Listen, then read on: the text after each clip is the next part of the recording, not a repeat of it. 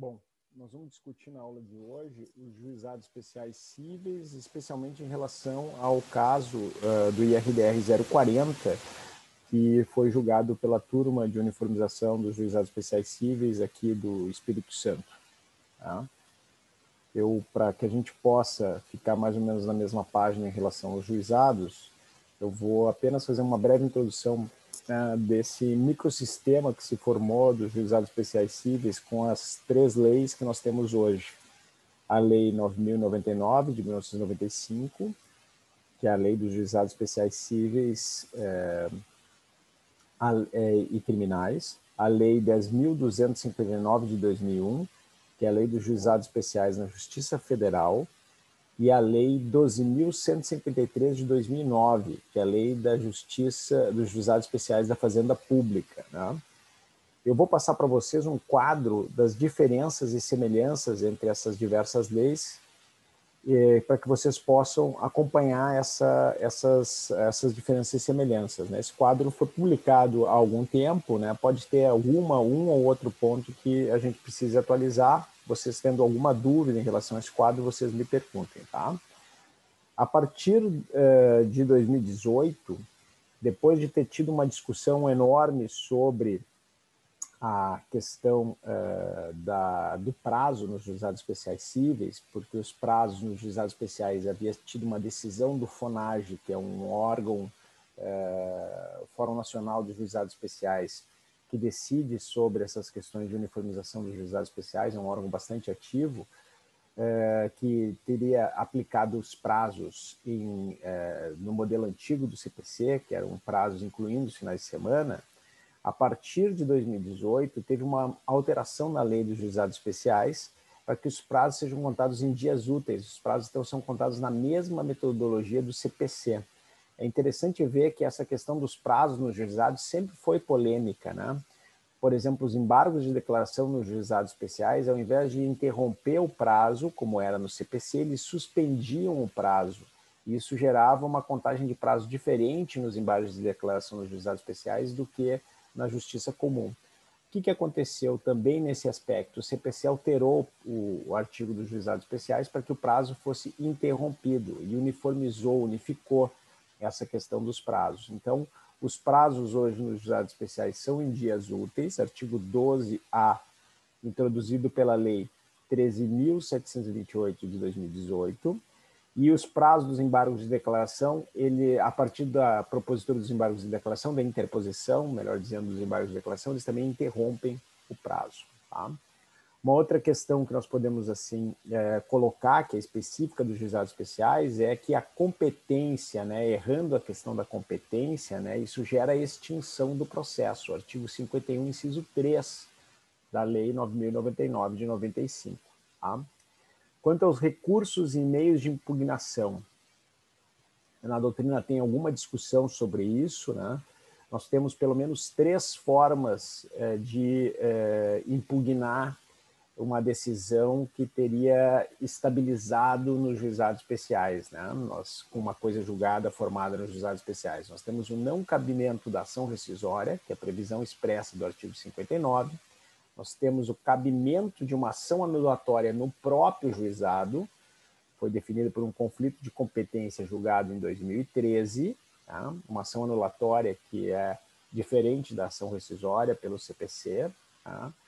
E nós temos também a querela nullitatis, né? Que é uma proposta do Humberto Teodoro Júnior, tá?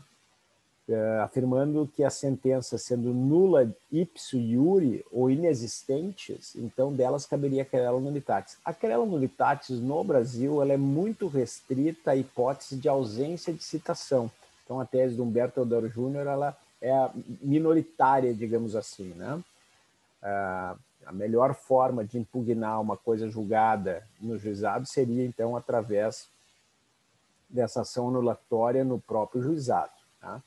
Nós temos ainda a discussão sobre o mandado de segurança, né, que também permitiria aí um meio de impugnação, né, dos julgamentos pelas próprias turmas recursais. Né.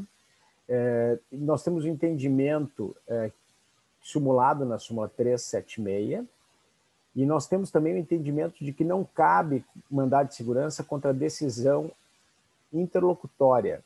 Tá? Então, não caberia aí contra decisão interlocutória, contra recurso ordinário. Né?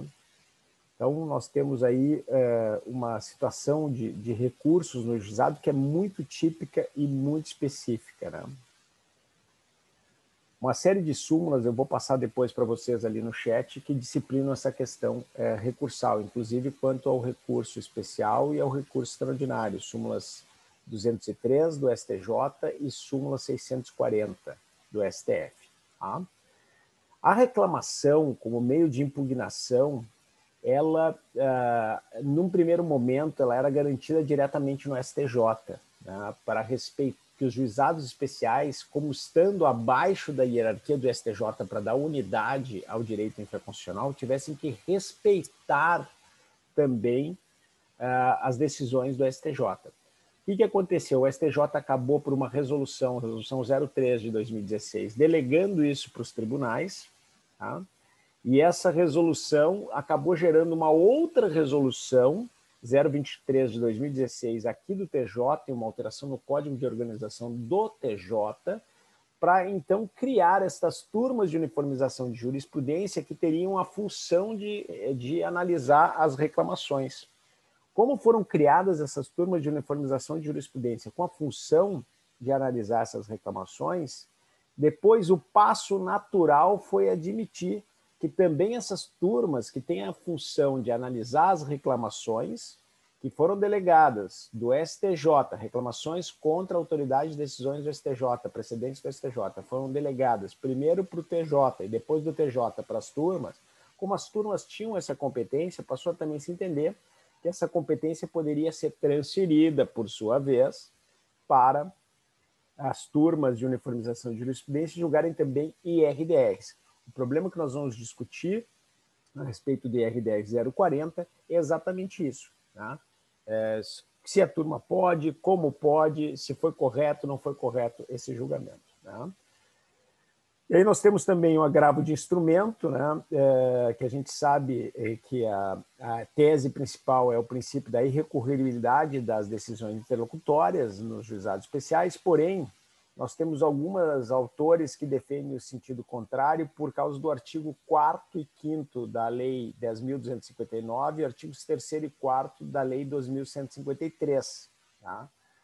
E até mesmo entendimento das turmas de uniformização, né? A partir do artigo 14, inciso 6, que permitiria, então, a impugnação por agravo de instrumento. Essa é uma questão que é bastante polêmica, né? Mas em algumas situações acredito que se tenha admitido esse agravo de instrumento. E, por fim, o recurso inominado, né? O recurso do artigo 41 e seguintes da Lei 9.099. Tá bem? Já falei dos embargos de declaração, né, que são efeitos interruptivos, com a alteração do artigo 50 da Lei 9.099 de 1995 pelo CPC. Então, nós vamos fazer então essa discussão sobre RDR 040, logo a seguir.